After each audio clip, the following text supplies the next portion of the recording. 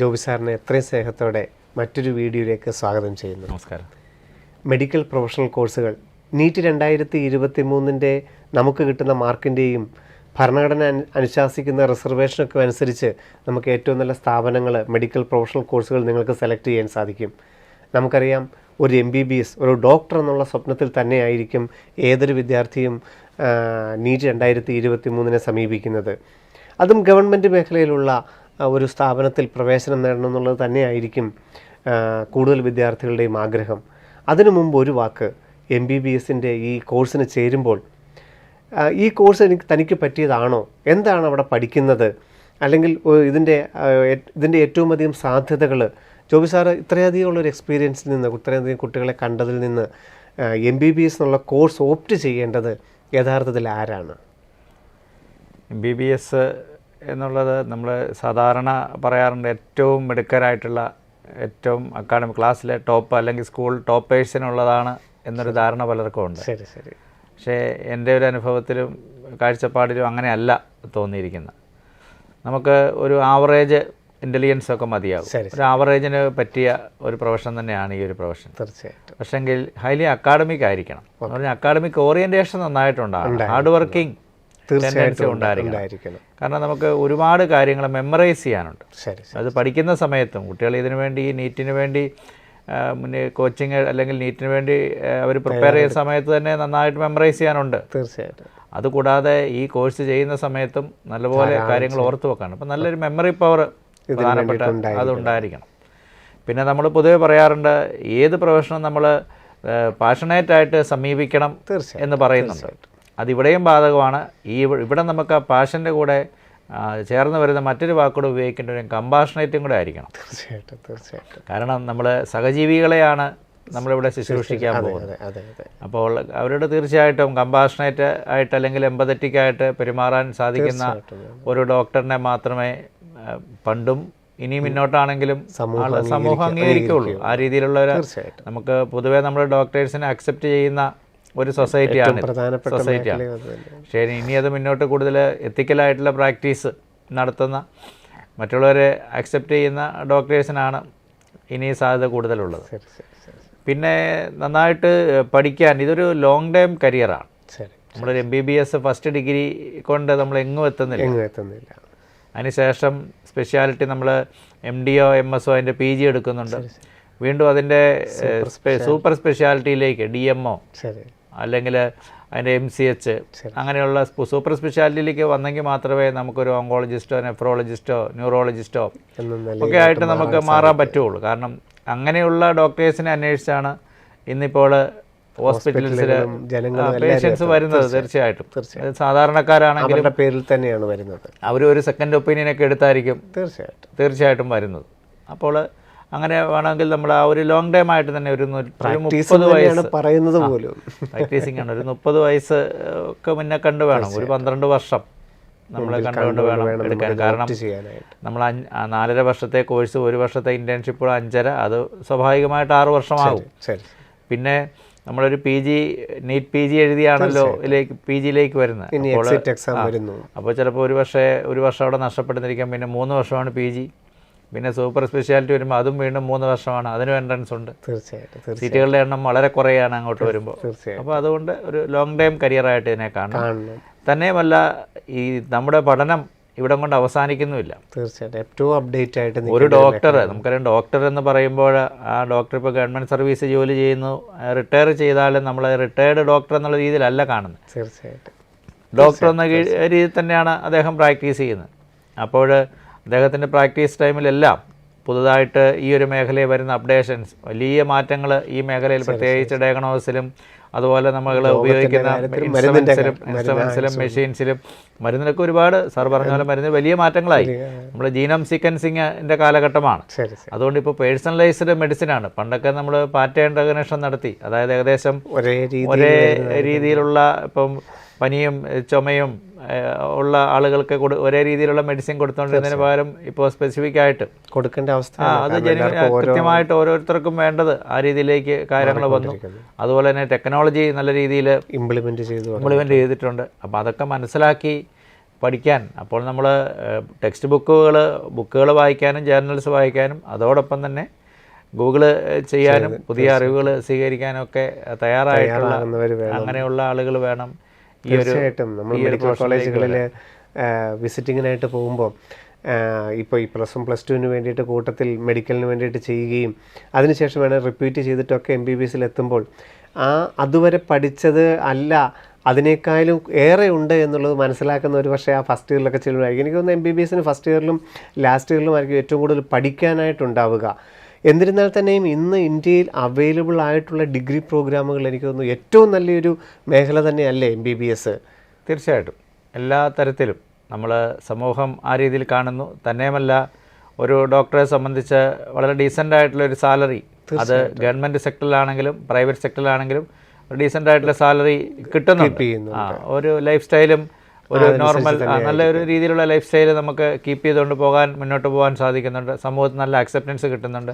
പിന്നെ പണമുണ്ടാക്കുക എന്ന് മാത്രം ഉള്ള ഒരു ചിന്താഗതി ഉണ്ടാവാൻ പാടില്ല.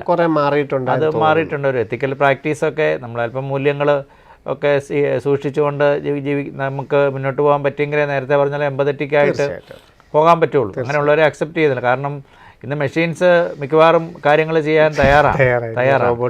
അപ്പോൾ നമ്മൾ മനുഷ്യനുമായിട്ട് നല്ല ഒരു നല്ല ഇൻട്രാക്റ്റീവ് ആയിരിക്കണം. അതുപോലെ തന്നെ ക്ലിനിക്സ് നല്ല പാഷനേറ്റ് ആയിരിക്കണം. ഡോക്ടറെ സംബന്ധിച്ച് ഡോക്ടറുടെ ടൈം മുഴുവൻ ഈ പഠനത്തിന് ശേഷം ഡോക്ടറുടെ സമയം മുഴുവൻ വരുന്നത് ക്ലിനിക്സിലാണ്. ക്ലിനിക്സിൽ വരുന്ന പേഷ്യൻസ് നമുക്കറിയാം ആരും പോസിറ്റീവായിട്ടുള്ള കാര്യങ്ങൾ പറയാനല്ല ഒരു ഡോക്ടറെ കാണാൻ വരുന്നത്. എപ്പോഴും നെഗറ്റീവായിട്ടുള്ള കാര്യങ്ങളാണ്. അപ്പോൾ നെഗറ്റീവായിട്ടുള്ള കാര്യങ്ങളെന്ന് പറയുമ്പോൾ ആ വരുന്ന ആൾക്ക് എന്തെങ്കിലുമൊക്കെ ബുദ്ധിമുട്ടുകൾ അല്ലെങ്കിൽ രോഗമുണ്ട്. ആ രോഗത്തെക്കുറിച്ചുള്ള ചിന്തകൾ ആ മനുഷ്യൻ്റെ മനസ്സിൽ കുറേ ദിവസങ്ങളായിട്ട് ഉണ്ട്.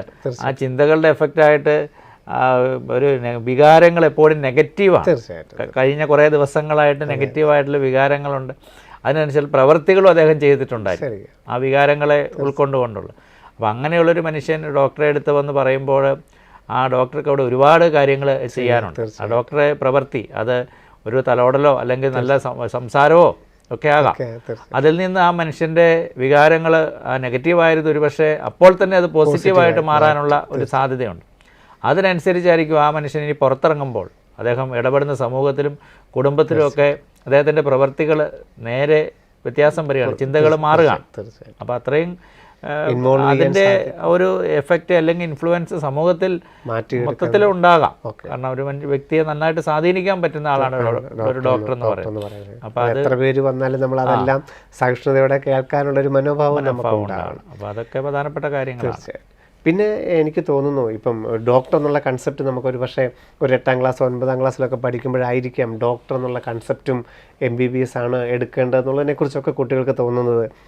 MBBS എടുക്കുക ഡോക്ടർ എന്നുള്ള കൺസെപ്റ്റിനപ്പുറം ഇന്ന് നമ്മൾ ഈ പറഞ്ഞ പോലെ തന്നെ ഏറ്റവും നല്ലൊരു ഡിഗ്രി പ്രോഗ്രാം എന്നുള്ള നിലയിൽ അനേകം സാധ്യതകൾ, റിസർച്ച്, ടീച്ചിങ്, ഹയർ എഡ്യൂക്കേഷൻ എല്ലാ മേഖലകളിലോട്ടും വ്യാപരിക്കാൻ പറ്റുന്നൊരു മേഖലയല്ലേ MBBS? തീർച്ചയായിട്ടും. കാരണം ഞാൻ പറഞ്ഞല്ലോ ഇത് ലോങ് ടൈമാണ്. ഒരു 6 വർഷം 5-6 വർഷം എടുക്കുന്നു. ആ ഒരു സമയത്തായിരിക്കാം ഒരു പക്ഷേ ഒരു കുട്ടിക്ക് തോന്നുന്നത് എനിക്ക് പാഷനേറ്റായിട്ട് ക്ലിനിക്സ് അല്ലെങ്കിൽ ഈ ഒരു പ്രൊഫഷനിൽ നിൽക്കാൻ പറ്റുന്നില്ല എന്ന് തോന്നിയാൽ ക്ലിനിക്കൽ ആയിട്ടും നോൺ ക്ലിനിക്കലായിട്ടും നമുക്ക് ഇതിൻ്റെ ഹയർ സ്റ്റഡീസ് വേണമെങ്കിൽ ഡിഫൈൻ ചെയ്യാം. ക്ലിനിക്കലായിട്ട് നമ്മൾ നേരത്തെ സൂചിപ്പിച്ച MD, MS, MCH, DMO വഴിയോ അല്ലെങ്കിൽ അതിൻ്റെ സബ് സ്പെഷ്യാലിറ്റിയോ പിന്നെ ഫെലോഷിപ്പുകളൊക്കെ വഴി ഡെവലപ്പ് ചെയ്ത ആ ഒരു പാത്തിൽ കൂടെ പോകാം.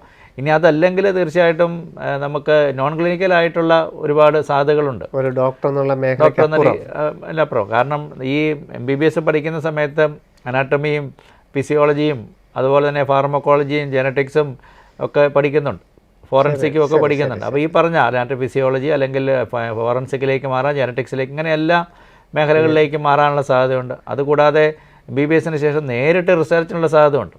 നമ്മുടെ തിരുവനന്തപുരത്തെ രാജീവ് ഗാന്ധി ബയോടെക്നോളജി ഇൻസ്റ്റിറ്റ്യൂട്ട് ഉണ്ട്, അവിടെയുണ്ട്. അതുപോലെ centre for cellular and molecular biology ഹൈദരാബാദുണ്ട്, നാഷണൽ ബ്രെയിൻ റിസർച്ച് ഇൻസ്റ്റിറ്റ്യൂട്ട് ഉണ്ട്, അതുപോലെ പ്ലാസ്മ അങ്ങനെയുള്ള ഇൻസ്റ്റിറ്റ്യൂട്ടുകളിലെല്ലാം മിക്കവാറും ഇൻസ്റ്റിറ്റ്യൂട്ടുകളെല്ലാം നമുക്കറിയാം GBELS-ൻ്റെ എക്സാം ഗേറ്റ് എഴുതാൻ സാധിക്കും, ജസ്റ്റ് എഴുതാൻ, അങ്ങനെയുള്ള ടെസ്റ്റുകളൊക്കെ എഴുതി ഡോക്ടർക്ക് ഈ പറഞ്ഞ നോൺ ക്ലിനിക്കിലേക്ക് പോകാം. അതോടൊപ്പം തന്നെ ഇനി ആർക്കെങ്കിലും ടെക്നോളജി മേഖലയായിരുന്നു താല്പര്യം എന്ന് വിചാരിക്കുക. അങ്ങനെയാണെങ്കിൽ നല്ലൊരു 1-2 പ്രോഗ്രാമുകളുണ്ട്. നമ്മുടെ ബോംബെ IIT-യിൽ MTech ബയോമെഡിക്കൽ എഞ്ചിനീയറിംഗ് ഉണ്ട്. അത് MBBS-കാർക്കും അപ്ലൈ ചെയ്യാം. അവർക്കും എൻ്റർ ചെയ്യാൻ പറ്റുന്ന ഒരു മേഖലയാണ്. ഇനി എക്സ്ക്ലൂസീവായിട്ട് MBBSകാർക്ക് മാത്രമായിട്ട് ഖരഗ്പൂർ IIT ഒരു MMST എന്ന് പറഞ്ഞൊരു പ്രോഗ്രാം നടത്തുന്നുണ്ട്, master of medical science and technology. അത് MBBSകാർക്ക് മാത്രമേ അങ്ങോട്ട് എൻട്രൻസ് ഉള്ളൂ. അതായത് നമുക്കറിയാം ഈ ഹോസ്പിറ്റൽസ് ഉപയോഗിക്കുന്ന ഇൻസ്ട്രുമെൻറ്റ്സ്, അതിൻ്റെ ഡിസൈനിങ്, മെയിൻ്റനൻസ്, അത് ആ ഒരു ഡൊമൈൻ നോളജ് ഉള്ള ആളുകൾ അത് ചെയ്യുമ്പോൾ വളരെ എഫക്റ്റീവാകും. അപ്പോൾ അങ്ങനെ പോകുന്ന ഡോക്ടേഴ്സും ഉണ്ട്. അപ്പോൾ ഇങ്ങനെ ഉള്ള സാധ്യതകളുണ്ട്. നമ്മളിത് പഠിച്ചു എന്ന് വിചാരിച്ച്, അതുപോലെ സിവിൽ സർവീസ് മേഖല നമ്മളെടുത്തു കഴിഞ്ഞാൽ തീർച്ചയായിട്ടും നമ്മൾ അറിയപ്പെടുന്ന ഡോക്ടേഴ്സ്, പ്രത്യേകിച്ച് കുറേ നമുക്ക് കേരളത്തിലെ കുറേ വനിതാ ഡോക്ടർമാർ, വനിതാ സിവിൽ സർവീസ് ഓഫീസേഴ്സിനെ പരിശോധിച്ച് കഴിഞ്ഞാൽ എല്ലാവരും തന്നെ നന്നായിട്ട് ഷൈൻ ചെയ്യുന്ന ഈ പറയുന്ന IASകാരൊക്കെ പലരും ഡോക്ടേഴ്സാണ്. അവരെ സംബന്ധിച്ച് അവരുടെ പ്ലാൻ എ സിവിൽ സർവീസ് ആയിരിക്കാം, പ്ലാൻ ബി ആയിട്ട് ഒരു വളരെ സേഫായിട്ടുള്ള ഒരു മേഖല തിരഞ്ഞെടുത്തതാണ് എന്ന് നമുക്ക് വിചാരിക്കാം. കാരണം അവർ ഹയർ സ്റ്റഡീസ് PG ഒക്കെ ചെയ്തുകൊണ്ടിരുന്ന സമയത്തൊക്കെയാണ് ഈ സിവിൽ സർവീസ് എഴുതി അല്ലെങ്കിൽ PG കഴിഞ്ഞും അങ്ങനെയൊക്കെയാണ് അവർ ഈ മേഖലയിലേക്ക് പിന്നീട് തിരിച്ചെത്തി. സാർ പറഞ്ഞ വളരെ കാര്യമാണ്. കാരണം നമുക്കൊരു സമൂഹത്തിൽ നിലനിൽപ്പിന് ആവശ്യമായിട്ട് നമുക്ക് പല കോഴ്സുകൾ ഓപ്റ്റ് ചെയ്യുമ്പോൾ MBBS എന്ന് പറയുന്നത് അടിസ്ഥാനപരമായിട്ട് നമുക്ക് ഏറ്റവും ആശ്രയിക്കാവുന്നൊരു മേഖല നമ്മൾ ഒന്നാമത് MBBS കഴിയുമ്പോൾ തന്നെ എത്തി. അവിടെ നിന്നുകൊണ്ട് നമുക്ക് ഏത് മേഖലയിലോട്ട് പോയാലും, ഇനി നമ്മൾ രണ്ടാമത് തിരഞ്ഞെടുക്കുന്ന മേഖലയിൽ അല്പം നമുക്ക് വിമുഖത കാണിക്കേണ്ടി വന്നാലും നമ്മുടെ പ്ലാറ്റ്ഫോം, MBBS എന്ന് പറയുന്ന പ്ലാറ്റ്ഫോം വളരെ നമ്മുടെ സെക്യൂറായിട്ട് നിൽക്കുന്നത് കൊണ്ട് നമ്മൾ ജീവിതത്തിൽ ഒരിക്കലും തിരിഞ്ഞു നോക്കേണ്ടതായിട്ട് വരുന്നില്ല.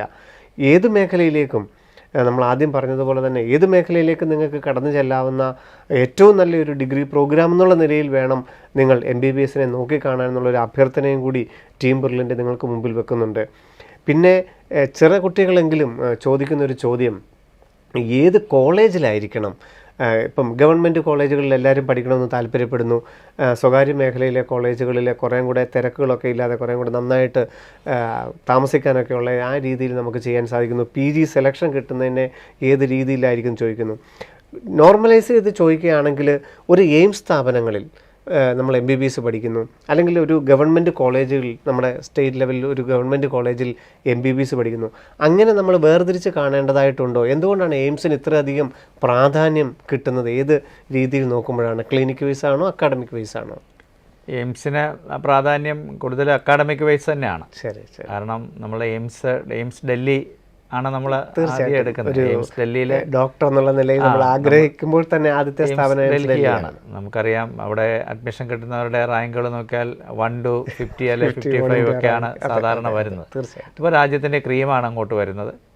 അപ്പോൾ നമുക്കറിയാം നമ്മൾ ഒരു ഗ്രൂപ്പിലുള്ള ആളുകൾ, നമ്മൾ ചെല്ലുന്ന ഗ്രൂപ്പിലുള്ള ആളുകൾ നമ്മളെപ്പോലെ തന്നെ ഉള്ളവരാണ്. അല്ലെങ്കിൽ ഏറ്റവും മിടുക്കരായിട്ടുള്ള ആളുകളാണെങ്കിൽ നമ്മൾ അതിൻ്റെ ആവറേജായിട്ട് നമുക്ക് നിൽക്കാൻ പറ്റും ഏത് ഗ്രൂപ്പിൽ ചെന്നാലും. അപ്പോൾ നല്ലൊരു ഗ്രൂപ്പിലാണെങ്കിൽ നമുക്ക് ആ ഗ്രൂപ്പിൻ്റെ ആവറേജാകാൻ നല്ലൊരു അക്കാഡമിക് ഓറിയൻറ്റേഷൻ നമുക്കുണ്ടാകും. അത് വളരെ പ്രധാനപ്പെട്ട കാര്യം. ഏറ്റവും പ്രധാനപ്പെട്ട കാര്യം കൂടെ ഇരിക്കുന്ന ആളുകൾ തീർച്ചയായിട്ടും. കാരണം ഈ ഒരു പ്രായത്തിൽ നമുക്ക് അപ് ടു 25 ഇയേഴ്സിൽ വരുമ്പോൾ തീർച്ചയായിട്ടും നമ്മുടെ കൂട്ടുകാരെങ്ങനെയുണ്ട്, നമ്മൾ ഏത് കാര്യങ്ങളാണ് ചർച്ച ചെയ്യുന്നത്, ഏത് സൊസൈറ്റിയിലാണ് ജീവിക്കുന്നത്, അങ്ങനെ ആകുമ്പോഴേ നമ്മൾ ഹയർ എഡ്യൂക്കേഷനെ കുറിച്ചും റിസർച്ചിൻ്റെ സാധ്യതകളെക്കുറിച്ചും ഒക്കെ നമ്മൾ പരസ്പരം ഒന്ന് ചർച്ച ചെയ്യുക പോലുമുള്ളൂ. രണ്ടാമത് ഫാക്കൽറ്റീസ് പറയാം. കാരണം എയിംസിലെ ഫാക്കൽറ്റീസ്, എയിംസ് സ്പെഷ്യാലിറ്റിയും സൂപ്പർ സ്പെഷ്യാലിറ്റിയും ഒക്കെ ഉണ്ട്. അപ്പോൾ അങ്ങനെയുള്ള ആളുകളാണ്. അപ്പോൾ അവർക്ക് ഇൻ്റർനാഷണൽ അവർക്ക് ആ ഒരു എക്സ്പോഷർ കിട്ടിയിട്ടുള്ള ആളുകളായിരിക്കാം. ജേർണൽസിലൊക്കെ അവർ സാധാരണ അവരുടെ റൈറ്റിങ്സ് ഒക്കെ ഉണ്ടാകാം. അവർ അതുപോലെ തന്നെയുള്ള സെമിനാറുകളൊക്കെ കണ്ടക്ട് ചെയ്യുന്നു. അങ്ങനെയുള്ള ആളുകൾ വളരെ ഏറ്റവും കോമ്പീറ്റൻ്റ് ആയിട്ടുള്ള ആളുകളായിരിക്കും അവിടെ ഉണ്ടാവുക. അപ്പോൾ അവരുടെ ക്ലാസ്സുകൾ നമുക്ക് കേൾക്കാൻ പറ്റുക, അവർ നന്നായിട്ട് അപ്ഡേറ്റ് ചെയ്യുന്ന പ്രൊഫസേഴ്സും ഒക്കെ ആയിരിക്കും. പിന്നെ കൂടെയുള്ള കുട്ടികൾ കൂടെയുള്ള ഫ്രണ്ട്സും നന്നായിട്ട് അപ്ഡേറ്റ് ചെയ്യുന്നവരായിരിക്കും. അങ്ങനെയുള്ള കാര്യങ്ങൾ. പിന്നെ ഒരു നല്ല സിറ്റിയിലായിരിക്കും, ആ ഒരു എക്സ്പോഷർ കിട്ടും. നല്ല ക്യാമ്പസ് തന്നെ എനിക്ക് തോന്നുന്നു. അവർക്ക് ഏത് ക്യാമ്പസുകൾ എടുത്ത് നോക്കിക്കഴിഞ്ഞാൽ അതിനൊരു മികച്ച ഒരു ഫോമാറ്റ് തന്നെ അക്കാഡമിക് വൈസ് ആണ്. സ്ട്രക്ചർ വളരെ ഡിസൈൻഡ് ആയിട്ടുള്ള ഒരു സ്ട്രക്ചറിലായിരിക്കും ഏതൊരു എയിംസ് സ്ഥാപനങ്ങളും ഇരിക്കുന്നു എനിക്ക് തോന്നുന്നു. പിന്നെ ഫീസ് നോക്കുകയാണെങ്കിൽ വളരെ നോമിനലായിട്ടുള്ള ഫീസേ ഉള്ളൂ. പക്ഷേ ഫെസിലിറ്റീസ് ഏറ്റവും ടോപ്പായിട്ട് നമുക്ക് ചെയ്യാനായിട്ട് പിന്നെ എയിംസിൻ്റെ ഒരു ടാഗ് എപ്പോഴും ഭാവിയിൽ നമ്മളെ ഹെൽപ്പ് ചെയ്യും. പിന്നെ എനിക്കതിനകത്ത് ഒരു നെഗറ്റീവായിട്ട് തോന്നിയിരിക്കുന്നത് നമ്മളെ ക്ലിനിക്സിനെ സംബന്ധിച്ച് പറയുമ്പോൾ എല്ലാവരും പറയുന്നത് നമ്മൾ ക്ലിനിക്സിനെ സംബന്ധിച്ച് പറയുമ്പോൾ നമ്മുടെ അടുത്ത് വരുന്ന ഇപ്പോൾ കേരളത്തെ സംബന്ധിച്ച് നമുക്ക് എയിംസ് ഇല്ല. അതുകൊണ്ട് നമുക്ക് മറ്റ് പല സംസ്ഥാനങ്ങളിലേക്ക് പോകുമ്പോൾ കൂടുതലും ഹിന്ദി അതെ ഒക്കെയാണ് ഡയഗ്നോസ് നമ്മുടെ ഭാഷ. ചെയ്യുമ്പോൾ നമുക്ക് പിന്നെ അത് locals ആയിരിക്കും റൂറൽ ഏരിയയിൽ നിന്നൊക്കെ വരുമ്പോൾ അവരുടേതായ ലാംഗ്വേജ് ആണ് വരുന്നത്, അതെ അതെ ഹിന്ദിയാണെന്ന് പറഞ്ഞാൽ. തീർച്ചയായിട്ടും പറയാറുണ്ട്. അപ്പോൾ ഒരുപക്ഷെ നമുക്ക് നല്ല രീതിയിൽ അവരുടെ പ്രോബ്ലംസ് മനസ്സിലാക്കാനൊക്കെ പറ്റുന്നില്ല. നമ്മൾ ആ രീതിയിലായിരിക്കും നമ്മുടെ റെസ്പോൺസും. അപ്പോൾ കമ്മ്യൂണിക്കേഷൻ വളരെ പ്രധാനപ്പെട്ട ഒരു കാര്യമാണ്. അതിൽ നിന്ന് നമുക്ക് കിട്ടുകയുള്ളൂ എന്തെങ്കിലും. അപ്പോൾ അതിനകത്ത് ചെറിയ പ്രശ്നങ്ങൾ ഉണ്ടാകാറുണ്ട്. അതേസമയം നമ്മുടെ കേരളത്തിലുള്ള ഒരു ഗവൺമെൻറ് നമ്മൾ എടുത്തു പറഞ്ഞു, കാരണം ക്ലിനിക്സിലുള്ള സാധ്യത കൂടുതൽ കിട്ടുന്ന ഗവൺമെൻറ്റിലാണ്. ക്ലിനിക്സ് കിട്ടിയിട്ടേ കാര്യമുള്ളൂ. അപ്പോൾ അതുകൊണ്ട് ഗവൺമെൻറ് ഹോസ്പിറ്റലാണെങ്കിൽ സാധാരണക്കാരനെ ആളുകളും വരുന്ന നമ്മുടേതായ ഭാഷയിൽ പറയുന്നു. അപ്പോൾ നമുക്ക് ആ രീതിയിൽ സംസാരിക്കാനൊക്കെ ഉള്ളൊരു അവസരം കിട്ടും. അപ്പോൾ അങ്ങനെ പോസിറ്റീവ് ഉണ്ട്, നെഗറ്റീവായിട്ട് നമുക്ക് കുറച്ച് കാര്യങ്ങൾ തീർച്ചയായിട്ടും ഇത് രണ്ടും തിരഞ്ഞെടുക്കുന്നതിൽ നിങ്ങളുടേതായ താല്പര്യങ്ങൾക്ക് തന്നെ പ്രാധാന്യം കൊടുക്കേണ്ടതായിട്ടുണ്ട്. നീറ്റ് 2023 നിങ്ങൾക്ക് മെയ് 7-ാം തീയതി എക്സാം എഴുതി കഴിയുമ്പോൾ ഏത് കോഴ്സ്, ഏത് കോളേജ്, ഗവൺമെൻറ് മേഖല, സ്വകാര്യ മേഖല എന്നുള്ളതൊക്കെ തിരഞ്ഞെടുക്കുന്നതിന് മുമ്പ് തന്നെ ഏറ്റവും നല്ലൊരു റിസൾട്ട് മെയ് 7-ാം തീയതി നിങ്ങൾക്ക് കിട്ടുകയും അതിലൂടെ ഏറ്റവും നല്ലൊരു കോളേജിൽ, അത് ഏത് പ്രൊഫഷണൽ കോഴ്സുകളാണെങ്കിലും ഇഷ്ടപ്പെട്ട് പഠിച്ചു കഴിഞ്ഞാൽ, ഈ മെഡിക്കൽ പ്രൊഫഷണൽ കോഴ്സുകളിൽ ഏത് കോഴ്സാണെങ്കിലും, ഇപ്പം സാറുമായിട്ടുള്ള എക്സ്പീരിയൻസിൽ തീർച്ചയായിട്ടും പറയണം, ഏത് കോഴ്സാണെങ്കിലും നിങ്ങൾ ഇഷ്ടപ്പെട്ട് പഠിച്ചു കഴിഞ്ഞാൽ അത് MBBS എന്നോ BMS എന്നോ BHMS എന്നോ ഒന്നുമില്ല, ഏത് പ്രോഗ്രാം ആണെങ്കിലും അതിന് അതിൻ്റേതായ ഇരിപ്പിടമുണ്ട്, സ്ഥാനമുണ്ട് എന്നുള്ളത് നിങ്ങൾ മനസ്സിലാക്കണം. MBBSന് കൂടുതലോ മറ്റുള്ള കോഴ്സുകൾക്ക് കുറവോ അല്ല. MBBS എടുക്കുമ്പോൾ നമ്മൾ ഏറ്റവും അധികം പ്രതീക്ഷയോടെ ചെന്ന് എടുക്കുമ്പോൾ അവിടുത്തെ പഠിക്കാനുള്ള, നമ്മുടെ ലൈഫ് ടൈമായിട്ട് അതൊന്ന് പ്രാക്ടീസ് ചെയ്യാനുള്ള, അപ്ഡേറ്റ് ആകാനുള്ള ഒരു മനസ്ഥിതിയും കൂടെ നമ്മൾ കാണിക്കേണ്ടതായിട്ടുണ്ട് എന്ന് മാത്രമാണ് സാറ് നമുക്ക് പറഞ്ഞു തന്നത്. പക്ഷേ സാധ്യതകളും ഇന്ന് ഇന്ത്യയിൽ കിട്ടാവുന്ന ഏറ്റവും നല്ല ഒരു ഡിഗ്രി പ്രോഗ്രാം എന്നുള്ള നിലയിൽ ഏറ്റവും അധികം സാധ്യതകളുള്ള, നമുക്ക് പല മേഖലകളിലേക്ക് തിരിഞ്ഞു പോകാൻ സാധ്യതകളുള്ള, നമ്മളെക്കുറിച്ച് തന്നെ പഠിക്കാൻ സാധിക്കുന്ന, ആ രോഗിയുമായിട്ട് താതാത്മ്യം പ്രാപിച്ചുകൊണ്ട് അവനവനായി മാറി നമുക്ക് ആ രോഗിയുടെ രോഗാവസ്ഥയെ മാറ്റി, അദ്ദേഹത്തിൻ്റെ ദുഃഖങ്ങളെയൊക്കെ ഒന്ന് മാറ്റി പോസിറ്റീവായിട്ട് ഈ സമൂഹത്തിലേക്ക് തിരിച്ച് പുനഃസൃഷ്ടിക്കാൻ കഴിയുന്ന, ദൈവത്തിൻ്റെ സ്വന്തം കയ്യൊപ്പുള്ളതെന്നൊക്കെ നമുക്ക് പറയാം, ആ ഒരു രീതിയിലേക്ക് മാറ്റപ്പെടുവാൻ തീർച്ചയായിട്ടും MBBS എന്നുള്ള കോഴ്സിന് നിങ്ങൾക്ക് സാധിക്കും. മെയ് 7-ാം തീയതി ഏറ്റവും നല്ലൊരു റിസൾട്ട് എടുക്കുക. അതിനുശേഷം സ്ഥാപനങ്ങളും കോളേജുകളും കോഴ്സുകളും ഒക്കെ നമുക്ക് തിരഞ്ഞെടുക്കാനായിട്ട് സാധിക്കും. ജോബി സാറിന് നിങ്ങളുടെ പേരിലും ടീം ബ്രില്യൻറ്റിൻ്റെ പേരിലും ഒത്തിരി നന്ദി പറയുന്നു സാർ. നന്ദി. നമസ്കാരം. എൻട്രൻസ് സംബന്ധമായ വാർത്തകളും അപ്ഡേഷനുകളും ഏറ്റവും വേഗം ആധികാരികമായി അറിയാൻ ബ്രില്യൻറ്റ് സ്റ്റഡി സെന്റർ പാല യൂട്യൂബ് ചാനൽ സബ്സ്ക്രൈബ് ചെയ്യുക. ബെൽ ഐക്കൺ അമർത്തുക. ഈ വീഡിയോ മറ്റ് സുഹൃത്തുക്കളിലേക്കും ഷെയർ ചെയ്ത് നൽകുക.